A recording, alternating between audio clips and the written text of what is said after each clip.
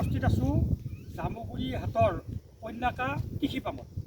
এতিয়া কথাটো হ'ল কি, ইয়াত ভিতৰতে ৰিজৰ্ট বহুমুখী কৃষি পামত আছোঁ, বহুমুখী সমবায় কৃষি সমবায় উপস্থিত আছোঁ। আমাৰ লগত আছে পংকজ দা, গোটেই মানে চব মেনেজিঙৰ মানুহ পংকজ দা। আচ্ছা পংকজ দা, এই বস্তুটো আজিকালি পাবলৈ নাই, এইটো হ'ল এজলা হয়নে? এইটো আপুনি বহুত মানুহে নাজানে আচলতে, আৰু আজিকালি ল'ৰা ছোৱালীবিলাকেতো নাজানেই। গতিকে এই বিষয়টো আপুনি অকণমান কৈ দিয়কচোন। ধন্যবাদ। মই আপোনাক এটা কথাই ক'ব পাৰোঁ, মই কোনো কৃষি বিশেষজ্ঞ নহয়, কিন্তু কৃষিৰ ওপৰত লাগি থকা এজন কৃষিৰ ওপৰত লাগি থকা এজন কৃষক। আমি যিবিলাক প্ৰাকৃতিকভাৱে কৃষি কৰি আছোঁ, তাৰ ভিতৰত এই এজলা ইংৰাজী শব্দ এইটো, ইয়াৰ অসমীয়া শব্দ হৈছে পুনি। আমাৰ অসমত বা আমাৰ জলাশয়বিলাকত বিভিন্ন ধৰণৰ পুনি পায়, বিভিন্ন ধৰণৰ পুনি পায়। তাৰপিছত আমি কৃষি বিষয়ক প্ৰশিক্ষণ লওঁতে আমি গম পাইছিলোঁ যে এইটো এটা বিশেষ ধৰণৰ প্ৰজাতি, এইটো ইউনিভাৰ্চিটিটো ইয়াক কালচাৰ কৰি উন্নত প্ৰজাতিৰ কৰিছে।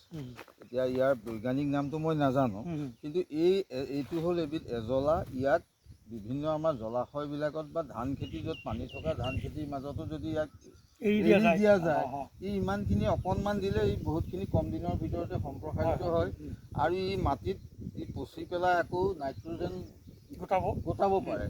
আৰু ইয়াৰ বাকীখিনি মই জানিছোঁ যে ই গৰু, ম'হ, গাহৰি ইয়াৰ এটা আহাৰো হয়, আৰু ইয়াত প্ৰচুৰ মাছৰো আহাৰ হয়।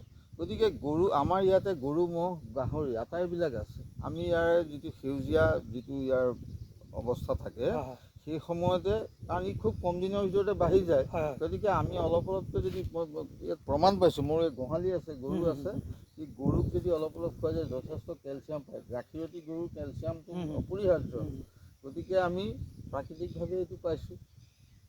গতিকে খুব ভাল এইটো ব্যৱস্থা এটা। মাছৰ খাদ্য, জীৱ জন্তুৰ খাদ্য হয় নহয়, বিশেষকৈ গৰু।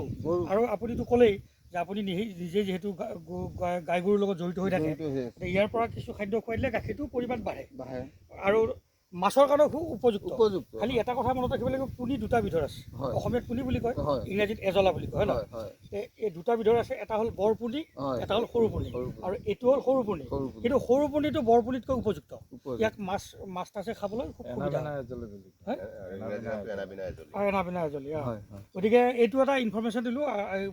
এতিয়া জানিব লাগে, কৃষকসকলেও জানিব লাগে, মানে কম খৰচত অধিক উৎপাদন কৰিবৰ কাৰণে এই সাৰটো ব্যৱহাৰ কৰিব পাৰে। আমাৰ কন্যকাত আমাৰ 5টা জোন আছে, কৃষি ক্ষেত্ৰৰ সেইমতে 5 জেগাত আমাৰ বিভিন্ন ঠাইত সম্প্ৰসাৰিত, আৰু এনেকুৱা আমি প্ৰতি জেগাতে এই ব্যৱস্থাখিনি আমি এতিয়া কৰাইছোঁ। তাৰমানে এইটো ইয়াতে নহয়, কেইবা ঠাইতো আছে। আমাৰ কন্যকাৰ বিভিন্ন ক্ষেত্ৰত অঞ্চলত আমাৰ কেম্প আছে, কৃষি কেম্প আছে, সেইবিলাকত আমি প্ৰত্যেকতে এইবিলাক ৰখাৰ ব্যৱস্থা কৰিছোঁ। গতিকে আপোনালোকেও ৰাখিব বুলি আশা ৰাখি এই ভিডিঅ'টো ইমানতে সমাপ্ত কৰিছোঁ।